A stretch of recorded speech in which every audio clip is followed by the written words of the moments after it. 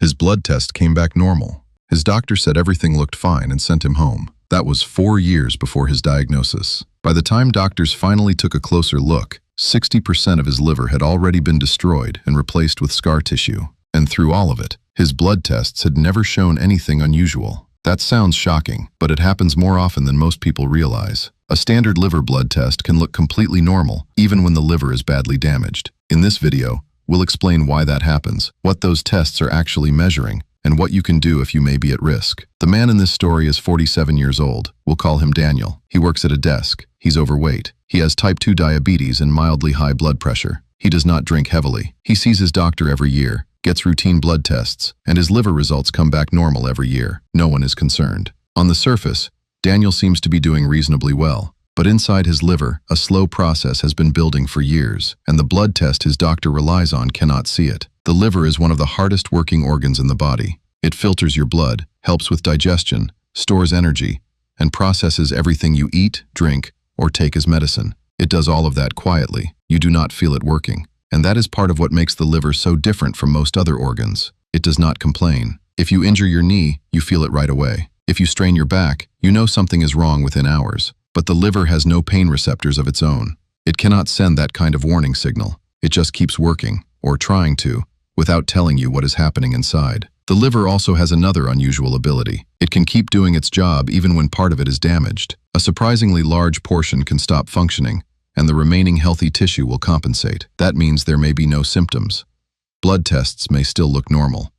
And that ability to hide damage is exactly what makes liver disease so easy to miss. In Daniel's case, the combination of excess weight, diabetes, and high blood pressure causes fat to build up inside his liver cells. Over time, that fat irritates the cells and triggers inflammation, which is the liver's response to injury. To repair that injury, the liver activates specialized cells that lay down fibrous scar tissue.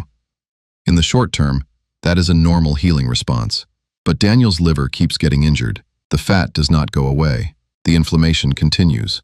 So the repair process never really stops. Year after year, more scar tissue forms, slowly replacing healthy liver tissue. Think of it like a slow leak behind a wall. At first, you notice a small water stain. The wall dries, so you paint over it. But the pipe behind it is still dripping. The next season, the stain comes back a little bigger. You patch it again. Eventually, most of the wall is filler. From the outside, it still looks like a wall, but the structure underneath has quietly changed. That is essentially what is happening in Daniel's liver. Except he has no stain to see, no visible warning, just a silent process unfolding over the years. The standard blood test doctors use to check liver health measures liver enzymes. These enzymes leak into the blood when liver cells are damaged but still alive. That is what the test is detecting. But scar tissue is different. When a liver cell dies and is replaced by scar tissue, it does not release those enzymes. Scar tissue produces no signal on a standard enzyme test. So as more of Daniel's liver is replaced by scar tissue, fewer living cells are left to leak enzymes into the blood. The test result may actually drift back into the normal range, even as the damage worsens. Doctors sometimes describe this as a burnt-out liver. That does not mean the liver is recovering. It means so many healthy cells have already been lost that the usual warning signs become harder to detect. This process usually happens slowly, over many years. Each stage of liver scarring typically takes about 7 years to progress to the next. During the early and middle stages, Daniel has no symptoms and no alarming blood results. As the scarring becomes more severe, the structure of the liver begins to change. Blood flow through it becomes more difficult, pressure builds, and still, Daniel feels nothing. By the time he reaches the final stage, when the liver is heavily scarred throughout, his body is still compensating. He still feels more or less normal. His blood tests still look acceptable. His liver disease was eventually discovered by accident. A routine scan ordered for an unrelated reason shows a liver that looks irregular and damaged. A follow-up scan, which measures liver stiffness to detect scarring, confirms that the damage is severe. His liver enzyme test from that same week comes back normal, and research supports this. A 2023 analysis of patients with confirmed liver scarring found that 72% had normal liver enzyme levels. Among all patients with confirmed scarring, 91% had a normal ALT level, the main enzyme marker doctors usually check. In another example, at least 1 in 3 people with chronic hepatitis C have consistently normal enzyme results, even when liver biopsies show ongoing damage. The reason is straightforward. The enzyme test was designed to detect liver cell injury. It was not designed to measure scar tissue that is built up over time. In chronic, slow-moving liver disease, those are two very different things. It is also worth understanding just how common this has become. Fatty liver disease, which is linked to excess weight and conditions like diabetes and high cholesterol, now affects around 30% of adults worldwide. That is roughly 1 in 3 people. It has become the leading cause of serious liver disease in both the United States and Europe, overtaking alcohol-related liver disease and hepatitis combined. And yet, because most of those people feel completely well and have normal routine blood tests, the vast majority have no idea it is happening. The people most at risk for this kind of silent damage are those who are obese or who have type 2 diabetes, high blood pressure, or high cholesterol. People with hepatitis B or C, long-term heavy drinkers, and adults over 50 with these risk factors are also at higher risk. There is one especially important point here. In the early stages, liver scarring can sometimes be reversed. If the underlying cause is treated, scar tissue may shrink, and healthy tissue can recover. But that window gets smaller as the disease progresses. Once the liver reaches the most advanced stage of scarring, the damage cannot be fully reversed, although its progression can often still be slowed. For people with fatty liver disease related to weight and metabolic health, weight loss is the treatment with the strongest evidence. Losing 3 to 5% of body weight can reduce liver fat. Losing 5 to 7% of body weight can reduce inflammation. Losing 10% or more may reduce scarring itself. These improvements are usually achieved through changes in diet and increased physical activity.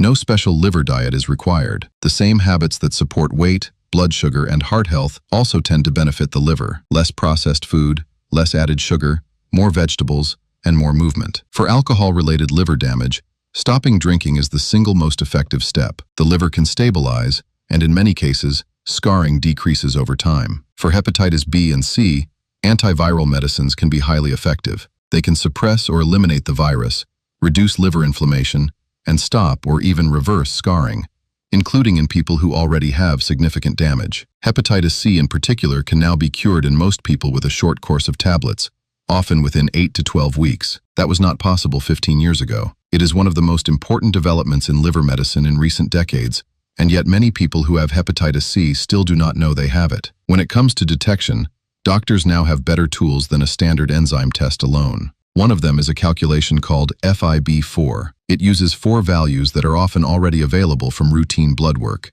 age, 2 liver enzyme results, and platelet count. It gives a more useful estimate of whether liver scarring may be present. Another option is a liver stiffness scan, which uses sound waves to measure how stiff the liver has become. That can help detect scarring without the need for a biopsy. Both of these tools are available and recommended for people with metabolic risk factors or a history of hepatitis or heavy alcohol use. Neither of these tests is especially complicated. The FIB4 calculation takes seconds if your doctor already has your blood results. The stiffness scan takes about 10 minutes and is painless. The barrier is usually not the test itself. It is known to be asked for. Daniel's story is not unusual. The liver is built to keep working quietly, even while it is being damaged. That resilience is useful, but it is also one of the reasons liver disease is so often found late. A normal standard liver blood test does not necessarily mean the liver is healthy. Recent research makes that clear. In chronic liver disease, by the time enzyme levels become abnormal, the damage may already be advanced. And in severe cases, those enzyme levels may even drift back toward normal, simply because too few healthy liver cells remain to produce a strong signal.